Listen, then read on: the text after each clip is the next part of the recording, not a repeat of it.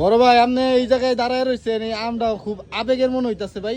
আমের আরে ভাই, এটা আমার খুবই আবেগপূর্ণ খুবই গুরুত্বপূর্ণ একটা আম গাছ। তো ভাই এই এই আম গাছের জাতের নাম কি দিছেন ভাই? এই আমের নাম হচ্ছে শামিম। কেন তুই আসলি না? এটা আবার ভাই কেমন নাম? এটা হচ্ছে বিস্তারিত ভাই একটু আমার জানতে। এক সহজ সরল সুন্দর হাবাগোবা একটা বন্ধু ছিল, যার নাম ছিল শামিম। সে আসি আসি বলে আসলো না, তাই সেই সুবাদে আমি নাম দিয়েছি শামিম। কেন তুই আসলি না? এই আম একটা বিশেষত্ব আছে, এই আম খাইলে মরাটাও যেতে হয়ে জায়গা। হ্যাঁ, ঘুমান্তটাও খারাপ ওঠে। এই আম কিন্তু যেই সে আম না, এই জন্য আমি আমার বন্ধুর নামে এই নামকরণ করছি। আমি বিগত 10 বছর যাবত এখানে বসবাস করতেছি, আমার বন্ধু আসি আসি বলে আসে না। শামিম কেন তুই আসলি না, সেই জন্য আমি এই আমের নাম দিছি শামিম। কেন তুই আসলি না?